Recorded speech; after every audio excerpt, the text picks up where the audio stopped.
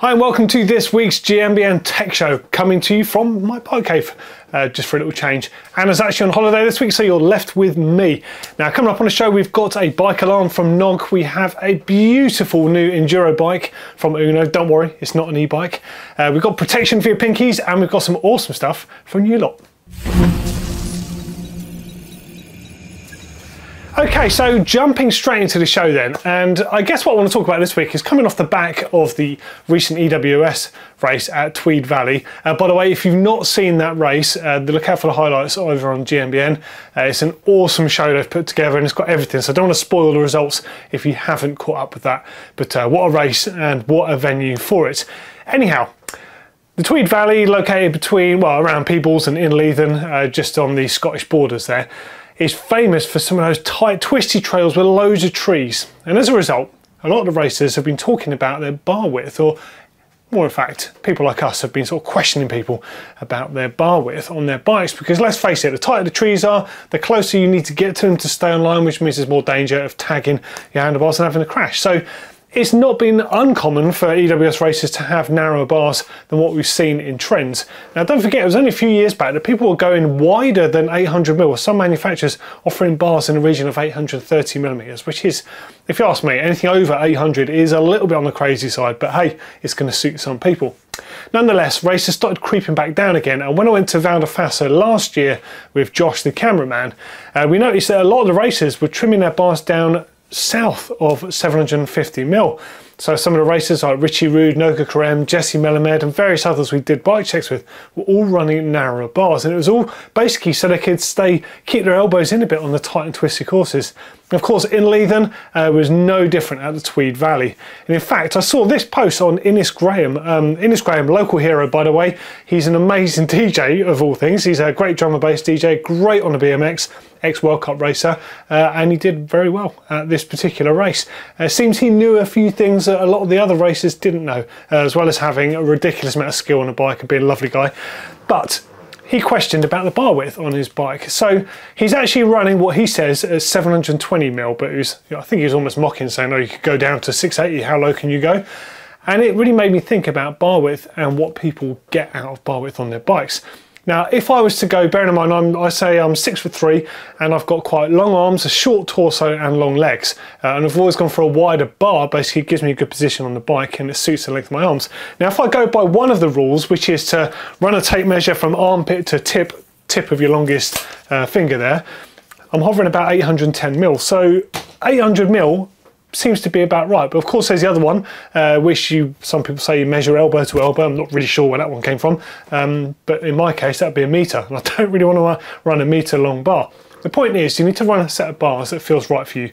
Too narrow, you're going to be too upright, and you're going to have to get a longer bike and so forth to return your position, and the opposite way around, if you go too wide, of course you're going to get the other problems with those as well, the stability issues with too narrow and the clearance issues with too wide. Now, I really want to know what works for you. Now, locally, 800mm, I certainly wouldn't go any wider, even if I did like the feel of the bars. That's the absolute limit, and if I'm being realistic, I'd actually say 780 is probably a better number for me to run, but I know the trails around here really well. I know what I like on the bike, and I really do stick to 800, to the point that some bikes I've had, when I got that Spectral 125, it actually came with 780s, and I couldn't place what was wrong on the bike actually. I had to measure the bars. I was like, that's what it was. Since we put the 800s on, everything just felt right again. So that works for me. But what works for you? Are you running bars that are too wide for you? I mean, this question has come up again and again, but we're starting to see the better racers really start to really fine tune their bikes again. That's something that, you know, I'm not a big racer, but it's the bike setup that I love and I'm fascinated about. So I'd love to know what width bars you on. Do you even care? Do you even know what they are? Or are you particular? And how did you get to your width bars? Did you use a formula like measuring your arms, or did you just see what felt right and went with there? Let us know in the comments underneath. Like I said, if you haven't seen that EWS show, make sure you check it out over on GMBN. There's going to be some links floating around, I'm sure, underneath down there. And yeah, well, see what you reckon. Okay, so straight into news now. And the first thing I want to talk to you about is the Knog Scout bike alarm. So this is it. Hopefully you can see that on screen. So this one has a little yellow sheath over it, which you have the choice of running if you want, or you can just simply take this off. It doesn't have a feature other than visibility, and run it the black version. So This fits using your bottle cage mount, so you can go underneath the bottle cage, so you can still fit that on the bike, or it can just go in its place. For example, on my Canyon here, I've just mounted it under the top tube, where you can mount various different things on the bike there. So it sits out of the way nice and out the way-ish. So you've got these little bolts that fit on there, security tamper-proof bolts, which means no one's going to be able to remove this, even if they know what the thing is. It's so discreet that I'm not sure anyone is going to realise. Now it's chargeable via USB port that's on here. It lasts approximately 6 months, so you only need to charge this twice a year really to get this thing going.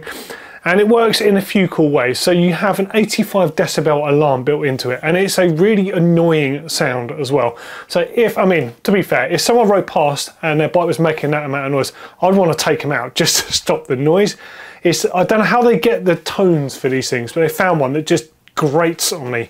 It might be because I've just had COVID and my senses are all a bit weird, but it's a really annoying noise, so I think it works just by the fact it really rubs me up the wrong way. Anyway, the point is, it's not going to like deafen someone, because I think it's 139 decibels or something to make someone go deaf, but the point is to draw attention to theft on your bike, but also it has a GPS feature that works with the Find My Phone feature that's built into your phone. It has its own Knog app for this, and generally it's just a cool little security aid. So you're talking $54.95 in the UK, which is $59.95 in euros, and I think the same in US dollars. It's IP67 waterproof as well, so you don't have to worry about it once it's on your bike. That's like the highest standard of that, so you can literally just jet wash till your heart's content. It has got LEDs on there, so you can work out what it's doing if you want to sync it and stuff, and you can figure out any different settings on there, because you can adjust an alarm setting on your phone as well as the alarm setting on the actual device. So you can turn it down or turn it up depending on what you'd want. I'd just run it on full volume and be really annoying, if I'm honest. That's it really. It's really discreet. I think it's quite a cool little aid, and in fact it goes on your bike anyway. It's as good as having one of those air tags, I think, but it's got an alarm feature built on, so you're getting something extra there. And yeah, well, it's peace of mind, and it basically looks discreet. No issues with that for me. Does anyone use anything like the AirTags or anything like this Knog Scout out there? Just curious to see what people use. Now it's becoming increasingly popular, of course, to try and, you know, tag your bike, keep an eye on everything possible. Of course, it's not going to stop someone nicking it, but you want to minimise the chances of that and trying to make it basically, you know, just bring as much sort of attention to your bike as possible, in the hope there's some other good Samaritans out there. Anyway, moving on. Unno burn. Look at this bad boy. Now I'm sure some of you are going to look at it and go, oh, that's a bit of a funky seat tower arrangement on that bike. I like it. I really like it. I really like it. This is everything that the Boost wasn't to me. Now the Boost was a recent e-bike. In fact, here's a shot of the Boost that we put on the show recently. I only put it on because I like the look of it. Now this to me essentially is a nicer version of the bike. It doesn't have the e-motor in there. It's not quite as chunky. It looks every bit as aggressive. And, well, I mean, look at it. 160 to 170 mil travel. That's a 170 in the front, 160 on the rear. It's got a full carbon setup. It's a mullet setup, so you're running 27.5-inch wheel on the rear, 29-inch on the front. And just look at the detail on this thing. Look at the construction. Look at the quality of the finish on there. It's got the integrated bar and stem on there. I think they're called Juice on those. Even those look beautiful. I mean, I know they're not everyone's cup of tea, but man, that is a really good looking bike. So a few details about it. So it uses a virtual pivot point linkage system on there, the same system as on the Boost in fact, and it also has the same geometry system as a Boost. So the biggest numbers you're going to need to know about on here is the fact it comes in S1, S2 and S3 sizing. So it's reach based sizing.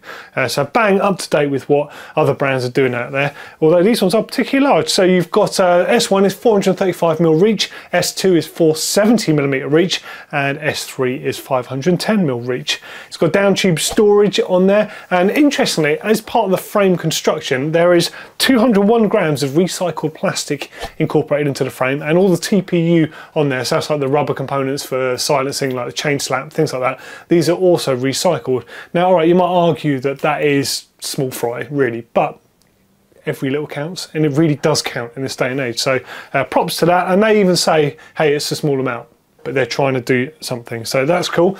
Now they say it uses 35% sag, so a bit more than you might expect on many bikes. It's designed, because they're virtual pivot point, to sit at that sag point.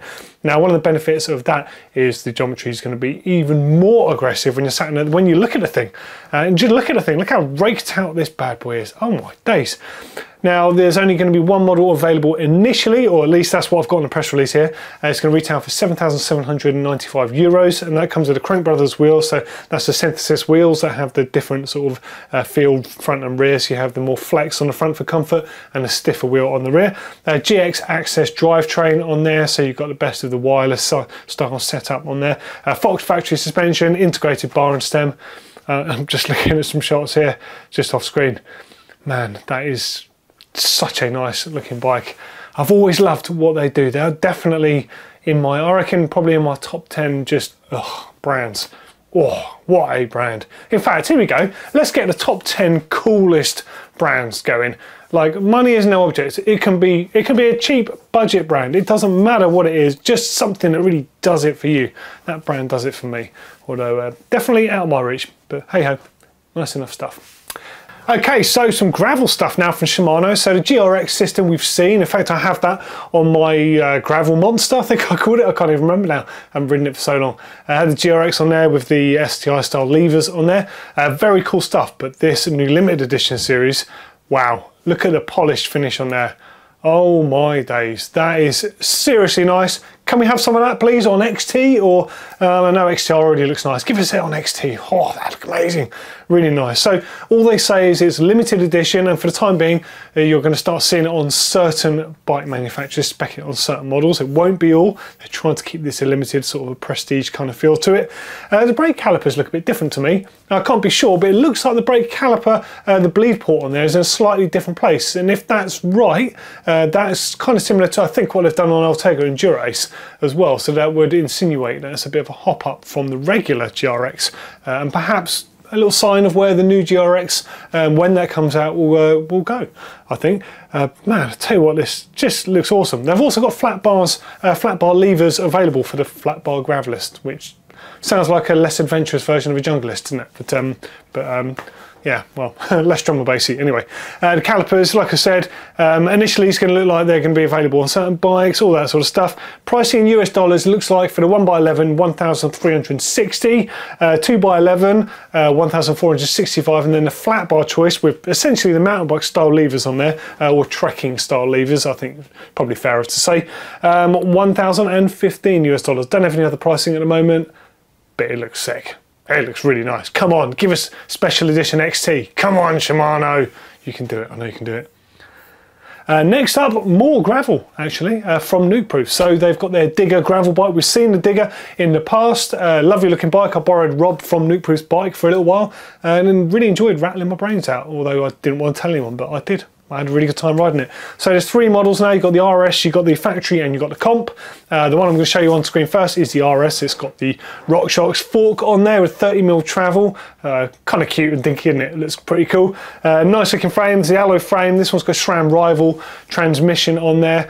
You've got the DT Swiss GR 1600, so that's the gravel 1600 wheels on there, which also appear on the next model up. 2,799, 3,599 in euros, and 3,699 in US dollars. The next model is the factory, so slightly cheaper. You lose the fork on there, but you do gain their new high modulus carbon fork, which, although stiff, apparently does sort of reduce some of the buzz that comes through to the bars. At least that's what they say. Same frame on there. It's got Shimano GRX on this one instead of having SRAM Rival. You've got the same wheels, and it's 2,299 in pounds, 2,999 in euros, and the same in US dollars. And then you've got the comp. Same frame again, the same fork as the factory. This one's got a combination of GRX and RX 600 mixture on there, just saving a bit of cost where it counts. And it's got the Nukeproof own brand wheels on there, and that one retails for 1,699. So quite a step down in terms of pricing. A bit more like it, I'd imagine, for a lot of people out there looking at a gravel bike. So I reckon now obviously going to be a second bike rather than your main bike. 2,199 and 2,199. That's the same based in euros and US dollars. Not a bad looking bike that. It's definitely more of a mountain biker's gravel bike. A bit more up my street, I have to say. Well, I'm still curious about the suspension forks. Part of me would want the suspension fork on there just because it is cool to have a suspension fork, but I kind of do like the purist look of not having one. I think they look nicer without a suspension fork on. if you were going to have a gravel bike as your second bike, would you run a suspension fork, or do you have one on yours, or would you run it with a rigid? Just curious, like visually, you know, I just don't like the look of them, but obviously I love the mountain bike tech, so it would make sense I'd go for a suspension fork. Just curious to know, for no particular reason. Next up, protection for your pinkies. Now I'm sure more than one or two of you have at some point at least clipped your elbow on a tree, maybe your knuckles, or worse, broken a finger doing that. Now it's not that uncommon to do it. It happens, especially if you ride technical terrain, and especially if you're running wider bars. Now obviously it depends on your riding style, but you know, to a point you're going to be able to trim your bars down, but you're still going to get it where you're just going to tag your bars here and there. And a couple of things can happen. Obviously you could hit your knuckle on the tree, you could break a finger, or you could hit really quite violently and it throws your bars and you have a big crash, which actually can end up being worse than just breaking a finger. So ideally you want to try and avoid these things if you can. Now in a racing situation, of course, you're trying to find every possible second you can. So you're going to be coming real close to those trees. So you could argue the handguards do a good job, but let's face it, they're really for branches and shrubbery and the sort of stuff that will grab your brake levers rather than smacking your tree. Now there's these really cool things by Loam Lab, and they call them Counterpunch, which is quite a cool name. I like that. It's essentially like a tiny little alloy bar end with just enough reach there just to cover your pinky there, just enough. And what they say is if you hit a tree with these, it actually helps the bar glide away rather than catch, which I think is a really smart idea. I love how sort of unintrusive they look. They don't take away from the look of the bike. I think it's a smart little addition. Now, I've actually questioned one of the things on their site. They actually say, you know, they've got an FAQ section and they say, why aren't they any bigger? They say that they're the optimum size. I've got to say I'd like them a tiny bit bigger, but hey, maybe it looks deceptive because the photo on the site, you've got a pair of gloves on there, so they obviously add bulk to the size. I'd be keen to see some though. I think that's a cool little product. And in fact, if anyone knows of something similar, let us know down there so we can check those out as well. But I reckon it's a wicked little product. Now I couldn't see an importer for them in the UK or Europe for the time being. I can only see a Canadian dollar price, which is 39 Canadian dollars. I think they look awesome. Someone needs to get them into Europe, I think, because they're going to be very popular, especially the riding we've got over here, very similar to that Canadian stuff. Cool stuff. Nice. Okay, quiz time. We're going to have 3 questions coming at you on screen. First question, what make is this grease? Just going to hold it up to you there. Anyone know what that is? It's quite an iconic grease. It's been around a long time. Comes on some very particular bike components. Let us know if you know in the comments underneath. Next question. What were the first mass-produced mountain bike hydraulic brakes? And the next question, or the last question, the wide bar movement, talking of wide bars and narrow bars, was largely following Sam Hill's success on the Iron Horse Sunday. Do you remember when he ran those? They were almost flat bars. I'm pretty sure he was on like 740s or something in an era when people were like on 680s or, you know, sub 700 bars. And he jumped up to those 740s and everyone was like, whoa, what a look. I need some of those super low flat bars, super nice and wide. There's a British company that almost started a bit of a movement on the back of that, and they made them commercially available, because some of those early ones I think were made by Fun and some other brands, but they weren't readily available to the market. What was the British brand and what was the handlebar they released? Pick up the answers a bit later. Okay, and let's just dive into comments. I gotta say they opened a can of worms last week. I'm not sure if I felt like I was missing out from being it, or I'm glad that I wasn't involved in it, because you lot jumped down the throats in comments. Wowee. There's a lot of comments out there, and I've got to say with most of you, I think I'll probably agree, you know, mountain bikes are too expensive. There is more choice now. You don't have to spend all that money, you know, just because a bike costs 10, 15 grand, don't mean you have to go out and buy it, you know. A lot of people gripe about those ones that do cost that money, but hey, people want to buy that. It's just like ridiculously priced houses. Someone wants to buy them. Not me, I can't afford that stuff. But anyway, first comment from NetPoser. You'd think Specialized and Trek could manufacture bikes much cheaper than most other brands. They don't. So you can't use the economies of scale as to why bikes are so expensive. Actually, I beg to differ. They do make bikes cheaper than a lot of other people. You've got to bear in mind that both those brands don't just make high-end mountain bikes. They make touring bikes, they make kids bikes, they make town bikes, they make urban bikes, they make commuter bikes. They make vast ranges of bikes. And if you go and look in bike shops, you go and look in Specialized stores or Trek stores, you'll see that. They make bikes from the bottom end all the way up to the very top end. Yeah, and they do make some very expensive bikes, and they do make some bikes that arguably cost too much money.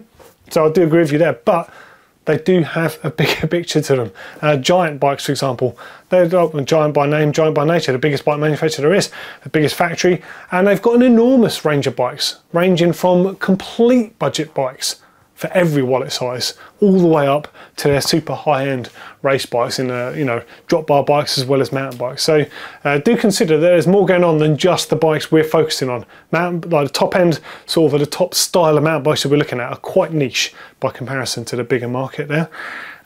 Next one from Neil Z says, the sad thing is I bet they have insider info and know exactly how much the Mega and Reactor frames they've been riding actually cost Nukeproof to produce. It's a huge leap down for the £2.5 they charge.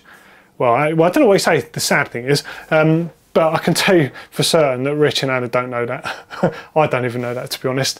And I could probably find that out, but I'm not sure what the point is, because in any industry that you work in, or any industry that exists, that's how it happens. That's how people make money. That's how people have jobs. Yeah, that's what makes the world go round. Yeah, and £2.5 for a bike, all right, it's expensive, but no one's making you buy it, are they?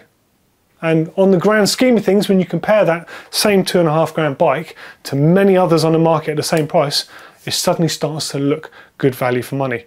Now, don't confuse the term good value with cheap or budget or affordable. Good value just means that. It's good value compared to other things that cost the same.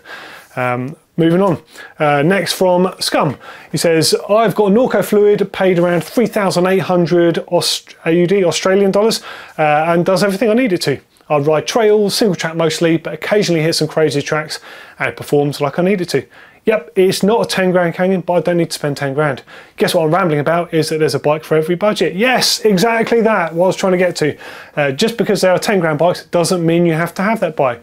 Yeah, it's funny because I think people react like this in the car market, and in fact with housing and stuff, you know, when you see like a vast house, you think, who on earth needs to live in a house like that? There's no way there's like, you know, in that 10-bedroom house, there's like, you know, people in every single room. It'll be like, you know, a rich couple that's got it. Who lives in that? Well, good luck to them. If they can afford to live in there, they can have it. Just the same, if someone wants to have an expensive bike, for whatever their reason to justify that to themselves, good for them. They can go and do it. It doesn't mean it's for everyone, does it?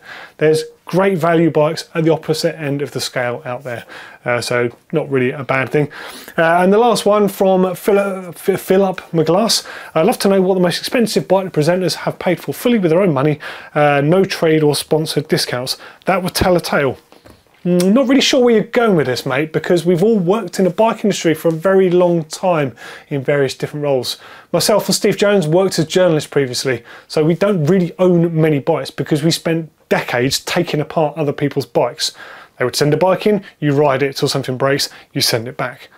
That's basically how it worked. And because we were always riding other people's bikes, you never felt the desire to go and buy one, because they would always, next time you ride a bike, you'd always be on the next best thing or the worst thing if it broke. So you kind of went around like that for years. Now working here, it's a little bit different because we have, let's call it like product placement. It's our TV really. We have brand partners we work with, Canyon, Nukeproof or Bayer, and it's amazing because we get to ride their bikes, which are lovely bikes to ride. And we don't have to do anything with those bikes. At the end of the year, they just go back in. They don't belong to us. They're not paying us personally money to use their bikes.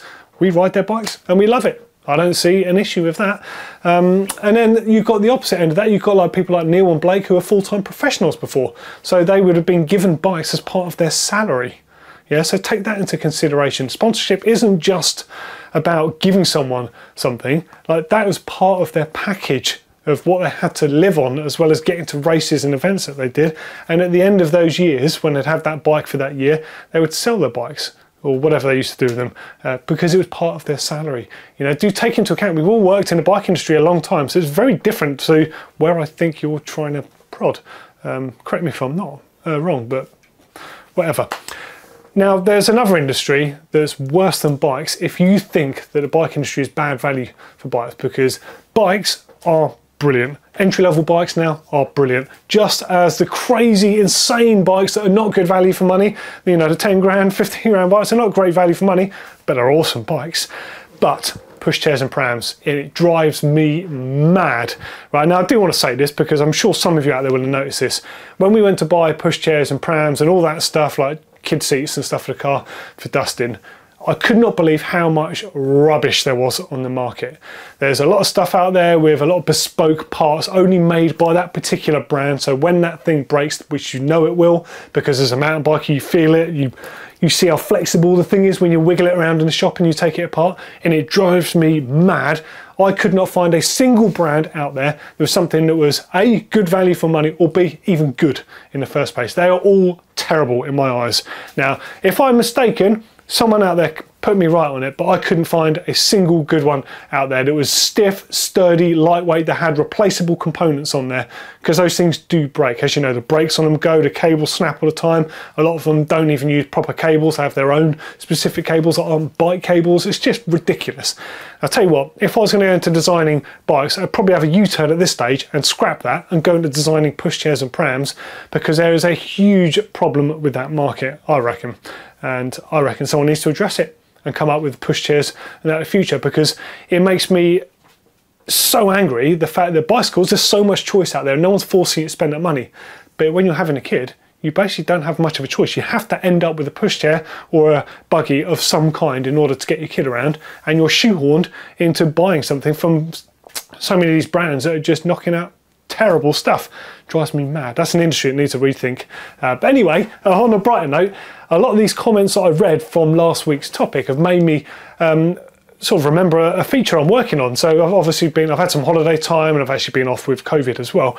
But now I'm back. I'm going to get back on top of things, and I'm going to build a super bike, not on a super bike budget, because I just want to show you that you can get an amazing bike out there with full feature. We're talking high and low speed compression damping, everything out there that you get on the super expensive bikes without spending that money. It's taken me a little while to put it together. I'm going to get back on it now, coming to you soon on GMBN Tech. Keep an eye out, and thank you as always everyone for the comments. Okay, now we've got time for some top mods, and we've got some great stuff in. We've got 3 really different ones for you this week. The first one is from Stuart in Inverness, and I absolutely love this. So, biker saying on screen is a cube that was sun faded. Now the story is, he says, for 60 quid I scored an already dismantled cube, which looks like it sat in someone's conservatory for 2 years. All it was missing was some tyres, but the sun bleaching had what turned this once pure acid orange into a pretty cool looking tie-dye-esque yellow to orange fade. So he's cleaned everything up essentially on here, and actually made the fade part of the feature on the fork. Now check this out, this is so cool. So he removed the stickers with a hairdryer and an orange stick, wet sanded with 400 grit sandpaper, drew some lines to kind of match the sun bleaching, masked it all down, then handed it to my 15-year-old daughter, who's always doodling and showing off her creativity, and she did this on it. I think it's so sick. It looks amazing. I absolutely love it. I think this is so cool to see. And just making the most of something that, you know, arguably if you rode it around just in the state it was, it would look a bit tired, but you've made a feature of it and it looks wicked. I genuinely think that looks really cool. I love the doodling. You are seriously creative. I think that is wicked. Lovely, lovely job, that. So you've turned that bike into something completely usable and fresh again. I approve highly. I think that's a great job. It goes to show it's not over till it's over either. You know, could easily have just cast it aside thinking, oh, it looks tired, don't want to spend the money on a paint job, but no, you've cleaned it up a treat and it now looks cool. Yeah, good job. Next one is from Joe, and the bike is a Revel Rascal, which is, it's just a really nice looking bike, isn't it? So Joe is from Asheville, and it says, my Revel Rascal build inspired by the landscape of Sedona. Oh man, Sedona is on my bucket list of places to ride. Moab's one of my all-time, pretty much like Moab with trees, isn't it? I need to go there. The frame colour is called Sedona, so I went with the colour scheme to mimic. I've got Industry 9 Ian 315 wheel set with an A35 stem, Magura MT5 brake set, added a little colour splash. I'll tell you what, that's classy as the way you've done the colours on there. So you've got the gold spokes that tie in with the Maxxis logo and the Industry 9, you've got the red spokes and the red valve stems. Oh man, and the matching stem there. Renthal fat bar carbons on there. Lovely photos as well, by the way. Always appreciate seeing some nice photos sent in. Oh, and look at the Maguras. So one of the cool things about the Maguras that I think people forget, the little piston covers on here, they're bright orange. You can change those. So you can have yellow ones like the race lines. You can have blue. You can have any number of colours. Orange ones on there look bang on. They remind me actually of the sort of the alien eyes on the Arcadia stage. You see it, or the old Arcadia stage. You used to see it at Glastonbury. Yeah, look wicked. Def grips as well to match. Oof, what a nice looking bike. How is it? You enjoy riding that? I've never seen one out on the trails actually. Look good. Suspension platform looks like it should do a good job on there. Very nice, Joe. Thank you for sending the photos in. And the last one this week is from Ohad in Israel, and it's a Scott Spark RC, and he calls it Cyber Spark. Now this thing is insane. This reminds me of something like what Danger Home would do. So he's got, the whole idea was to make the cockpit fully integrated, wireless cockpit, whilst keeping the frame 100% genuine without any modifications. So kind of like a real world Danger Home. I think that's a realistic way of saying.